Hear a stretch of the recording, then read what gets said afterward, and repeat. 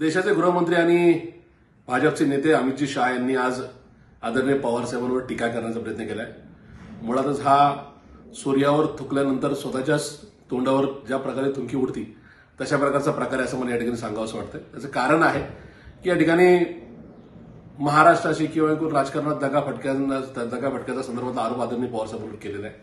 पण अमितजी शाह आणि त्यांच्या पक्षाचा एकूण मागचा 12-15 वर्षाचा ट्रॅक रेकॉर्ड जर पाहिला तर त्यांनी देशातल्या कुठल्याही राज्यामध्ये कशी प्रकारची फोडाफोडी केली हे आता त्या ठिकाणी लपून राहिलेलं नाही।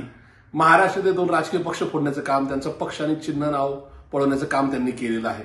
त्याचबरोबर या ठिकाणी देशातल्या वेगवेगळ्या राज्यामध्ये राजकीय संस्कृतीच त्या ठिकाणी संपवण्याचा प्रयत्न जे अमितजी शाह यांनी केलेला आहे आणि त्याच्यानंतर आदरणीय पवार साहेबांवर त्यांनी टीका करावं हे निश्चित हास्यास्पद आणि किळसवार आहे असं मला वाटतं।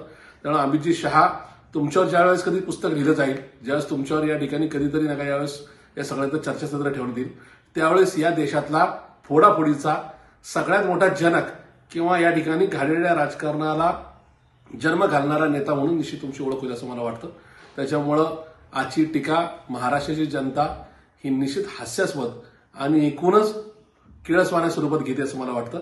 आता राहिला विषय उद्धवजी ठाकरेंच्या हिंदुत्वाचा, मला असं वाटतं की अमितजी शहांच्या सर्टिफिकेटची गरज उद्धवजी साहेबांना किंवा उद्धव साहेबांच्या पक्षाला नाही, कारण की उद्धव साहेबांनी महाराष्ट्राचा स्वाभिमान आणि या ठिकाणी आत्मसन्मान बाळगण्याकरता त्यांच्याशी युती तोडली आणि ज्या पद्धतीने त्यांचा पक्ष त्यांनी चोरला किंवा एकूणच त्यांची मंडळी या ठिकाणी पळवून नेण्याचा प्रयत्न केला ही महाराष्ट्राची जनता जाणते की या ठिकाणी नेमकं हिंदुत्व कुणाचं आणि नेमका हा जो काय अत्याचार आहे तो कुणी कुणावर केला। त्याच्यामुळं आदरणीय पवार साहेबांवर उद्धव साहेबांवर टीका करताना अमितजी शाह आणि त्यांच्या पक्षांनी 10 वेळा विचार करा एवढी माझी त्यांना नक्की विनंती राहील।